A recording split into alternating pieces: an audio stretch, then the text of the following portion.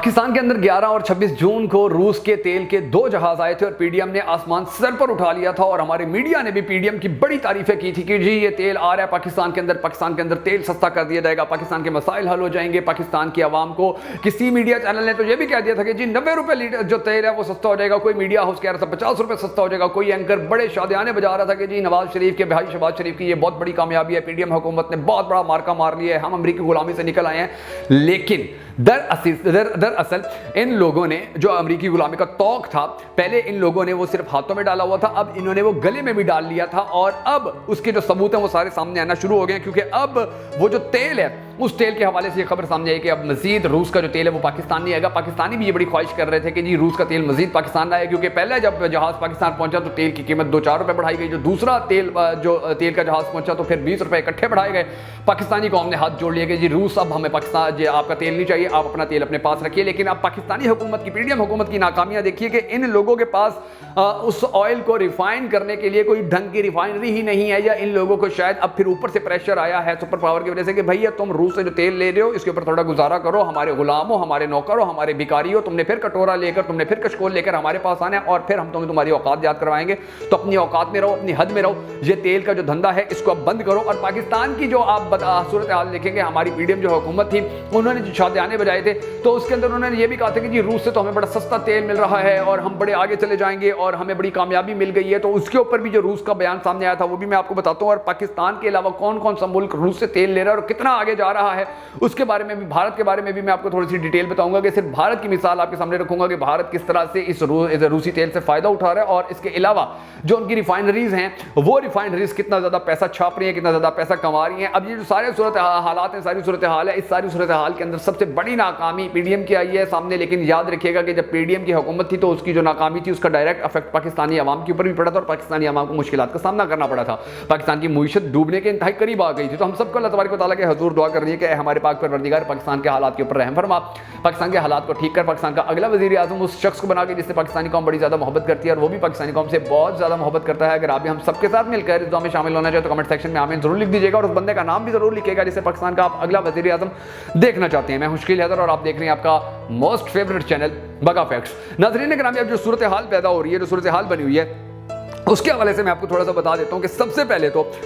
इन लोगों ने ये बड़ा ढिंडोरा पीटा था कि जी रूस से तेल आ रहा है, हमारा तेल बड़ा सस्ता हो जाएगा। मीडिया के ऊपर इन्होंने बड़े बड़े टिक्कर चलवा दिए थे, बड़े बड़े प्रोग्राम किए गए थे, बड़ी बड़ी खबरें चलाई गई थी। लेकिन हुआ क्या था कि पाकिस्तानी अवाम के लिए तेल को मजीद महंगा कर दिया गया था। अब उसके बाद जो सूरत हाल बनी है वो ये बनी है कि अब ये बयान सामने आ रहे हैं कि जी रूस का जो तेल था वो ज्यादातर तो ऐसा था कि जो रिफाइन ही नहीं था, और फिर उससे ज्यादा जो अफसोसनाक बात है वो ये है कि वो फर्नेस तेल था, उसको रिफाइन किया जाना था और पाकिस्तान की जो रिफाइनरी है इस हवाले से काम ही नहीं कर सकती है। पाकिस्तान की जो रिफाइनरी है इस हवाले से चल ही नहीं सकती है, वो तेल को साफ करके आवाम तक पहुंचा नहीं सकती है। और बहुत सारी खबरें ये भी सामने आई कि वो तेल आया डायरेक्ट ही वो अफगानिस्तान मुंतकिल कर दिया गया था और उस हवाले से भी कोई बात नहीं की थी कि मीडिया जो है उसको आपको पता है कितनी बड़ी सेंसरशिप है, उसके ऊपर तो कोई बात ही नहीं कर सकता। अब दूसरी जानिब आप ये अंदाजा लगा लीजिए कि इस तेल से पाकिस्तान को फायदा नहीं हुआ था, लेकिन रूस का तेल पाकिस्तान आने के बावजूद भी उस तेल को नहीं रोका गया जो गैर कानूनी तौर पर पाकिस्तान की 40% तेल की जरूरियात पूरी कर रहा है। और गैर कानूनी तेल जो ईरान है वहां से पाकिस्तान आ रहा है, उसके बारे में कोई बात नहीं की गई थी, उसको रोकने के हवाले से कोई काम नहीं किया गया था। तो ये जो सारे हालात बने हैं, इन हालात के अंदर अब ये खबर जो सामने आई है कि पाकिस्तान के पास तो ऐसी रिफाइनरी ही नहीं है कि जो रूस के इस तेल को साफ कर सके या पाकिस्तानी आवाम के काबिल इस्तेमाल बना सके। तो अब इस चीज को आप याद रखिएगा कि इस वक्त जो बांग्लादेश है, इस वक्त जो भारत है, इस वक्त जो श्रीलंका है, इस वक्त जो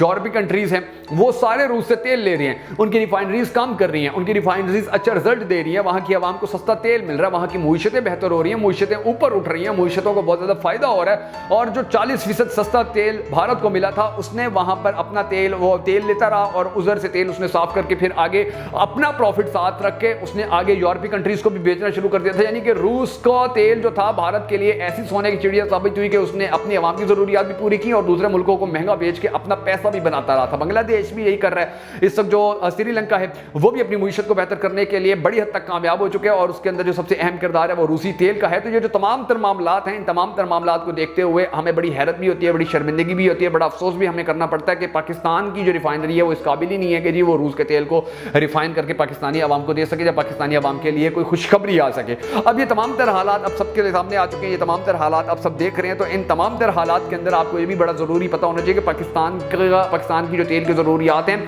हम उसके ऊपर सालाना 18 अरब डॉलर खर्च करते हैं, दूसरे मुल्कों को देते हैं और वहां से हम तेल खरीदते हैं 18 अरब डॉलर। और जब रूस ने हमें कहा था कि 40% सस्ता तेल दूंगा, तो उस वक्त पाकिस्तान की हुकूमत तब्दील कर दी गई। उस वक्त एक बहुत बड़ा जो ऑपरेशन था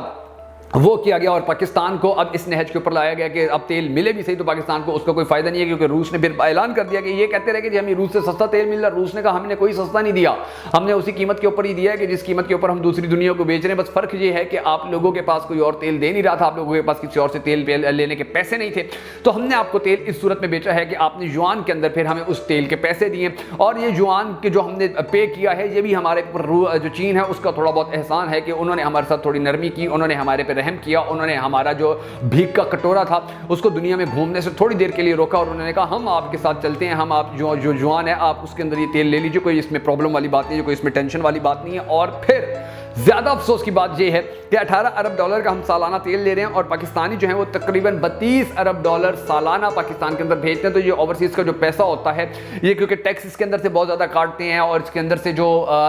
कटिंग है, जो कटौती होती है वो बड़े पैमाने पर की जाती है। तो ओवरसीज़ बेचारे जो हैं वो बाहर मजदूरियाँ करते हैं, धूप के अंदर वो काम करते हैं, उनको नहीं पता होता खाना उन्होंने खाया या नहीं किया खाया, उनको नहीं पता होता उन्होंने कब सोना है, उनको नहीं पता होता उन्होंने साफ कपड़े पहने हुए हैं, उनको नहीं पता होता उनको कितनी मेहनत करनी पड़ेगी, कितना काम करना पड़ेगा।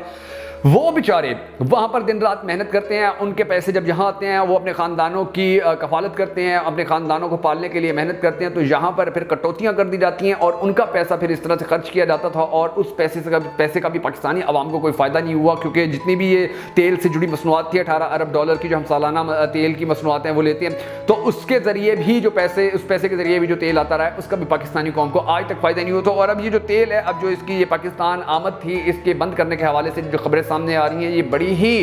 यकीन जानिए पाकिस्तान की मईशत के लिए अफसोसनाक हैं और पाकिस्तानी आवाम के लिए भी बड़ी अफसोसनाक हैं कि जब भारत जैसा मुल्क इस तेल से भरपूर फ़ायदे उठा रहे, अपनी आवाम को रिलीफ दे रहे, दूसरे मुल्कों को तेल यानी कि यूरोपीय ममालिक जो हैं उनको तेल बेच के पैसा भी कमा रहे हैं, जो बांग्लादेश है अपनी मईशत को मजबूत करने के लिए इस तेल का भरपूर तरीके से इस्तेमाल कर रहा है, जो श्रीलंका है उसको ये तेल बड़ा ज़्यादा फ़ायदा दे रहा है, वहाँ की आवाम को, वहाँ की हुकूमत को वो बड़ा ज़्यादा फ़ायदा दे रहा है, वहाँ की तजारत को बड़ा ज़्यादा फ़ायदा दे रहा है और पाकिस्तान